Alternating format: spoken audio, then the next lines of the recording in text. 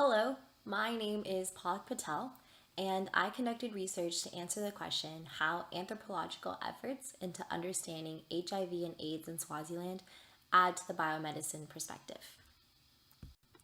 So, what I mean with this research question is I'm really just interested in finding out what other aspects of care are involved apart from the established medical treatment given to patients with HIV and AIDS, which is the antiretroviral therapy. So, by looking into social, cultural, and economic aspects of these patients' lives, I hope to find a way for those affected to receive holistic care rather than solely medical treatment, because I feel this will end up having the most benefit for the quality of life overall and indirectly or directly contribute to improved health outcomes. So, luckily, there are quite a few studies done that point towards this idea of improved health through these social, cultural, and political changes, in addition to the established antiretroviral therapy given.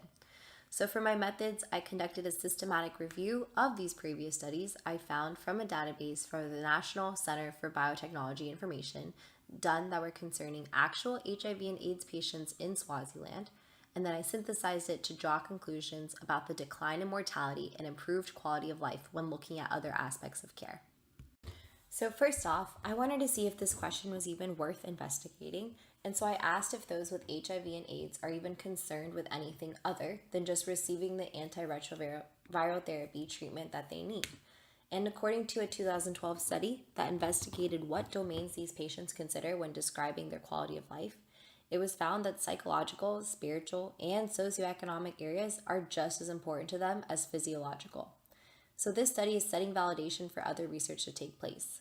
By identifying all the domains possible in care, it allows for research into other areas besides physiology to be related back to HIV and AIDS.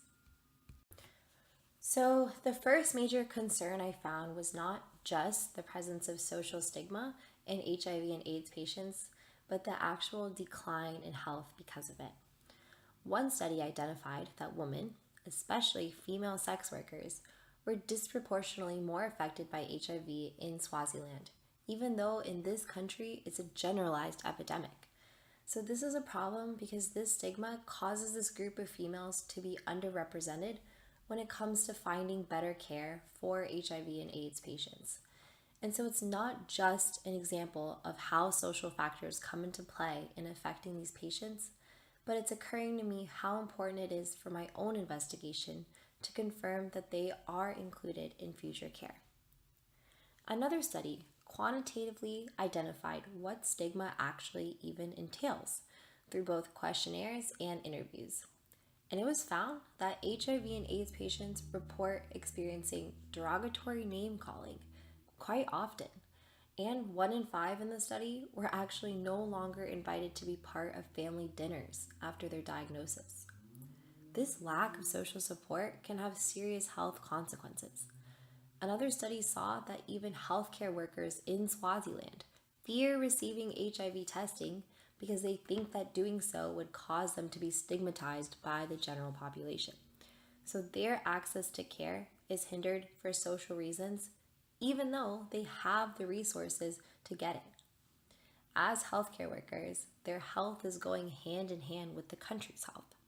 And so their rise in infection could lead to less healthcare for the rest of Swaziland. So social stigma and lack of support overall is hindering access and maintenance of care, so it is playing a role in health outcomes. So, a way to reduce this stigma actually comes from another aspect affecting patients' quality of life, which is political. One study concluded that social, economic, and cultural factors can impact the spread of HIV and AIDS and calls for the solution to this to assign resources to health, education, and social services, and that's done through politics. Another study reviewed the legislation in Swaziland and found that currently there is a reliance on progressive interpretation of laws rather than actually making direct reform. Specifically, a great idea would be to institute anti-discrimination laws to be put in place to allow equality for these HIV and AIDS patients. By providing specific outlines present in legal framework that have all this room for improvement, This study is confirming the multifaceted approach needed to improve the quality of life of those with this condition. Also, the unusually high rates of this condition in Swaziland warrant government action. Another study looked at the effectiveness of the creation of government initiatives to care for these patients to see if it even works. And it was actually found that HIV infection rates among babies decreased by 50%, death rates declined, and an increase of how many HIV positive patients received antiretroviral therapy had gone up. This shows that political change can lead to helping expand medical treatment and improve access to care for more patients to have a better quality of life. It could also reduce stigma and alleviate the social barriers to help. It's confirming that increasing availability of testing, funding for care, can actually lead to real effects in preventing loss of life. This further emphasizes how sociocultural changes can improve physical results.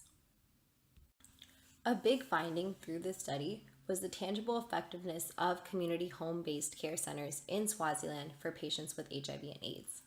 A longitudinal study followed the growth of these care centers that attempted to address the individual and household suffering that results from AIDS in communities that have low resources.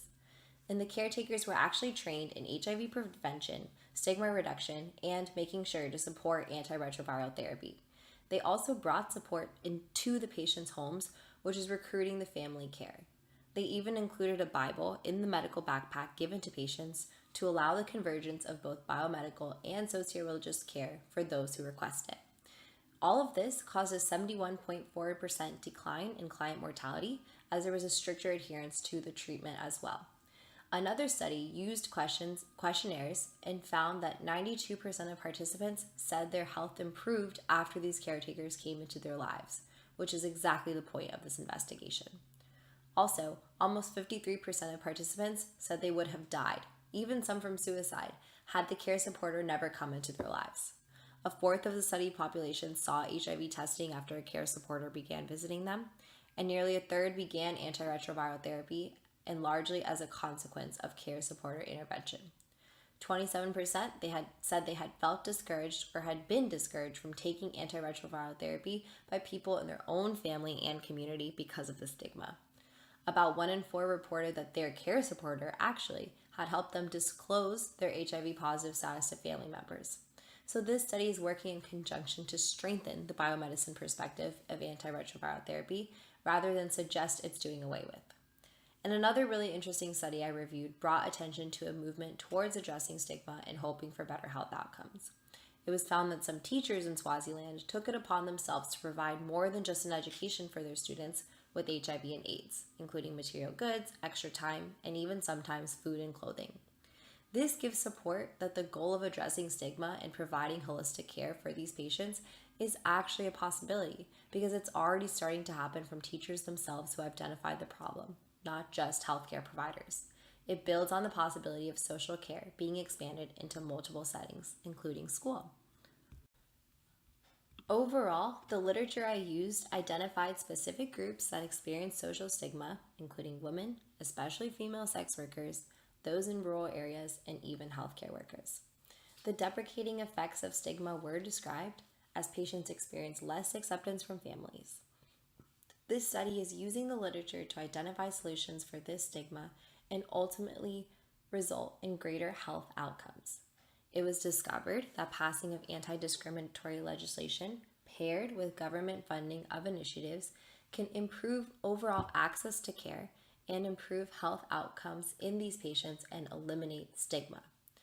The expansion of community care centers correlates with mortality decline and causation of reports of improved health as opposed to just solo care. This social help can reduce stigma, as even teachers have reported taking on extra care for students with HIV and AIDS.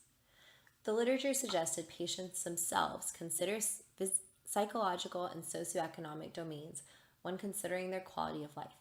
So in conclusion, efforts into social, cultural, and political areas are required to find the best care for HIV and AIDS patients. Thank you, and here are the credits.